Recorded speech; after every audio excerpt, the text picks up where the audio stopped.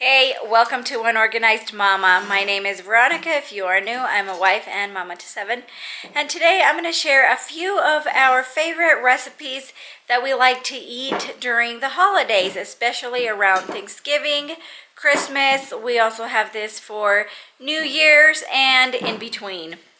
The first recipe is tamales. I'm going to be making some red chili tamales. Last night I put the meat in to cook. Let me show you what it looks like. I turned it off already, but it has been cooked all night.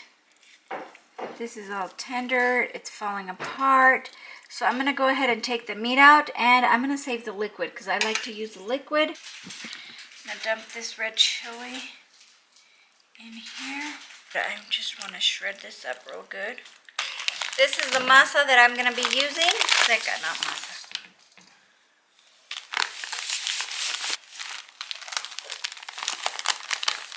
I bought this kind of lard, so I'm going to add some lard to it.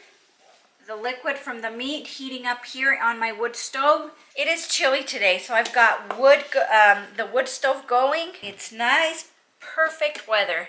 The holidays have come, and you want a good amount of lard so it won't stick to the corn husks. And dump it in there. I'm not going to mix it with my hand. I'm going to mix it with a spoon because I don't... Yeah, it's hot. It's way hot. It's too hot for me to handle. So I'm just going to mix this up. I've got my corn husks soaking in some hot water here. I added the rest of the liquid. It might need some more. I could always add water if I want to. I am going to add some of my red chili to the masa. So just to give it a little bit of flavor and a little bit of color. It's got meat in it.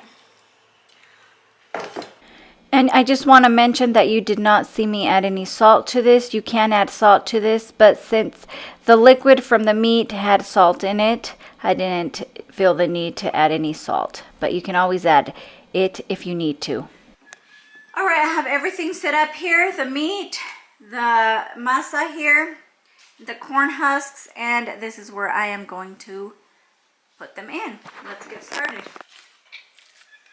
Just gonna spread it out on the corn husks.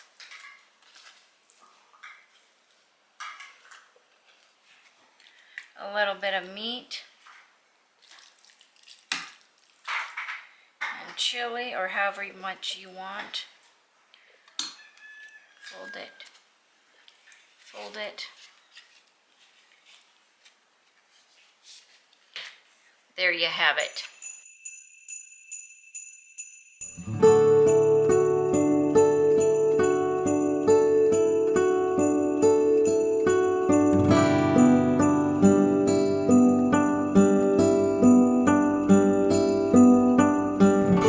And this is what I've got right here. I'm going to go ahead and put these in plastic bags. We'll put 12 in one bag. Just a dozen. Whoops. And these will go in the freezer, and tomorrow we will cook them, and I will show you how to cook them. And before you stick them in the fridge or put them in the freezer, make sure they cool off. You don't want them to go bad before eating them. Or if you're going to cook them right away, go ahead and cook them. And today we're making green chili tamales. I'm just going to make a little bit of these green chili tamales. My husband's not a big fan of them, but I am. I've got my water warming up. Whoa, almost dropped you. I got my water warming up on the stove. While that's warming up, I'm going to go ahead and cut my cheese because I like to add cheese in these. I just have this, and I'm going to cut it not sliced up.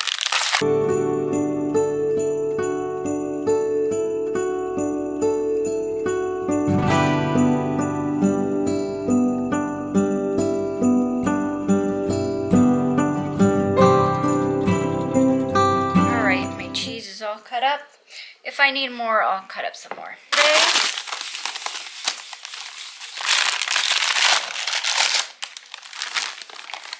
Green chilies cut up here. These are fresh Anaheim peppers that I had roasted. Use this corn, and I'm gonna mix it in here. And my cheese. And dump it all. A good amount of lard in there. Okay. Oh, my camera's gonna die. We might need to add more of the maseca, but we'll just see if it needs more. All right, so my camera did die, but I did add some salt to taste. But this is the consistency that I like to add. I'm just telling you that I added the whole package of corn here. I like it to be kind of runny, but not too sticky, not too hard. I've got my corn husks ready, my pan, so they can put them cheese. So let's get started. Same thing as this. I actually think these are easier to make than the other ones because there is no just a one-step process. Look, you just spread it. You don't have to put anything in the middle. Nothing. Fold it up. You've got your tamale. Well, there.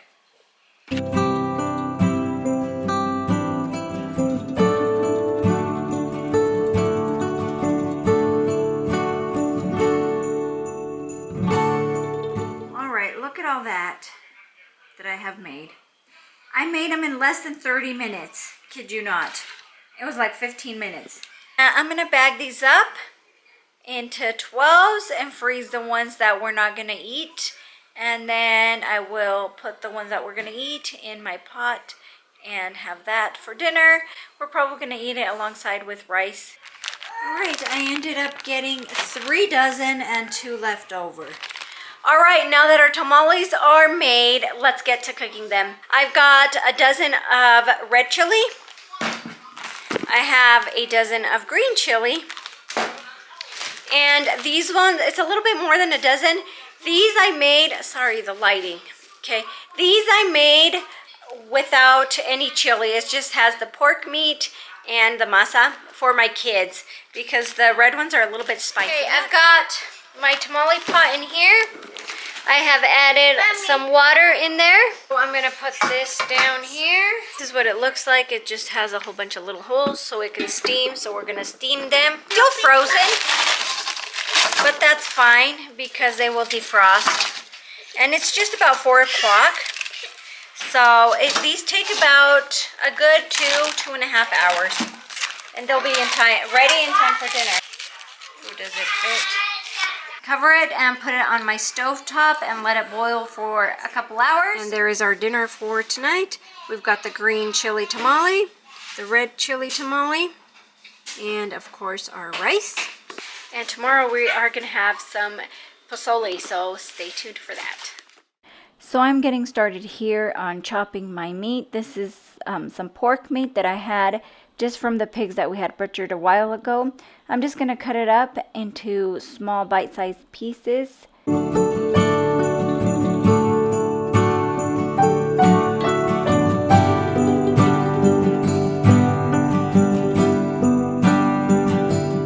That the meat is all chopped up, I'm going to add water to it, add a couple onions and some oregano. It's time to put the hominy in. Drained it and give this a rinse.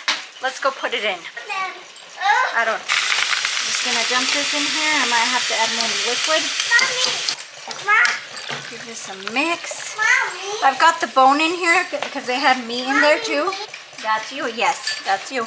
So I'll probably take this out once it's done. I'm gonna let this cook for about another hour or so. I am also going to preheat my oven and put these rolls in because this one needs a little bit more. But they are looking real good. And these are store-bought frozen rolls that I just found at my local grocery store. I thought these would go good with our pozole. Also, I added a little bit more oregano, and I'm also going to add some red chili to this.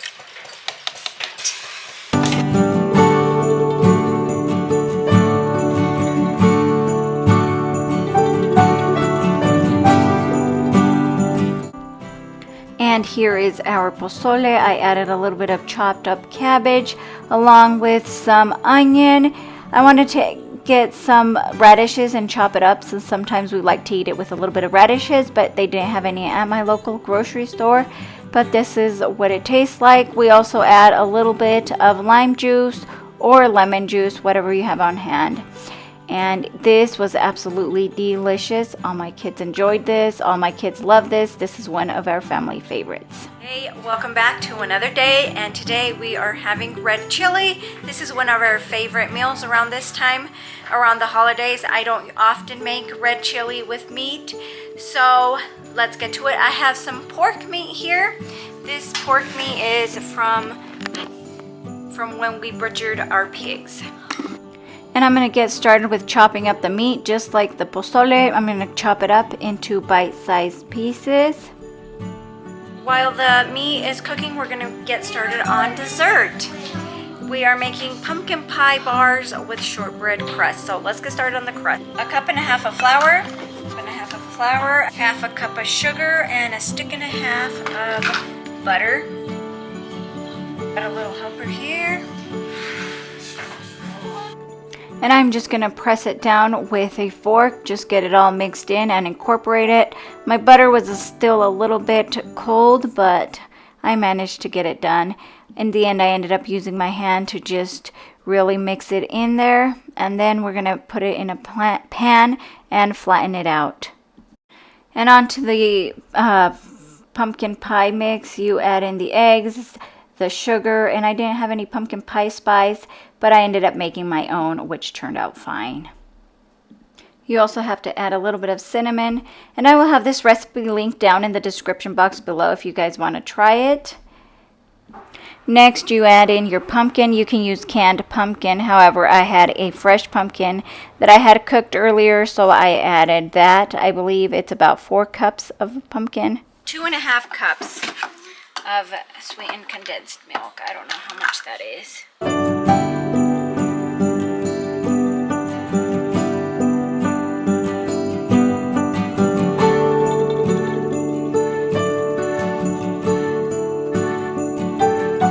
And I went ahead and used my mixer to mix all these ingredients all up.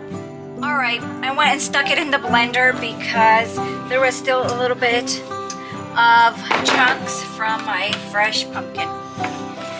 So I'm just going to dump this in here.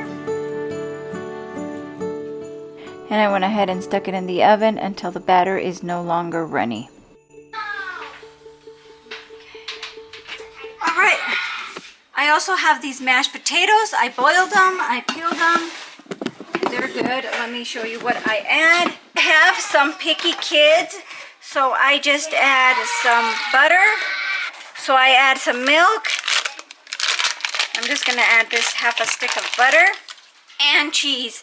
In this case, I have this Mexican cheese that my mother-in-law sent from Mexico. Delicious. I'm going to add this salt, some pepper, and let me go put it on the stove. And here is my mashed potatoes. I like for more of a chunky potato. I don't know. How do you guys like them? I forgot to add salt to this, and this is just about done. So I'm going to add a little bit of salt. And I'm going to go ahead and add my red chili. It's still a little bit frozen, but that's fine. It will finish defrosting here in a little bit after I put the lid on and let it finish cooking. This chili looks absolutely delicious. I did add a little bit of salt to it because it needed it.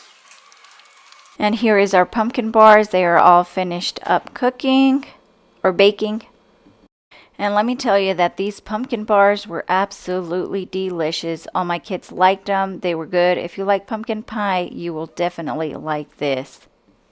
Now we're going to get started on our homemade rolls. I am adding some milk here, and I will also be adding some butter. And I will be sticking this on the stove to let it warm up. And now we're going to add a little bit of our dry ingredients to our bowl. Some flour, some sugar, salt, and of course our yeast. And I am going to add that milk, the warm milk with butter, into the bowl, and I will start mixing it up. I'm also going to add a couple of eggs, and I will start to mix that up, and I will use my hand to mix it up and incorporate more flour as needed until the dough is nice and soft.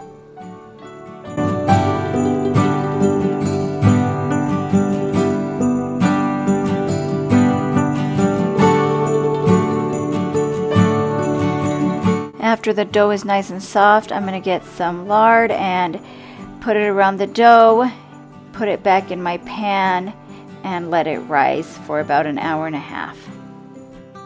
Now we're going to get started on our green bean casserole. I'm going to use 2 cans of green beans, a can of cream of chicken, some sour cream, and a little bit of cheese, and I have that Mexican cheese.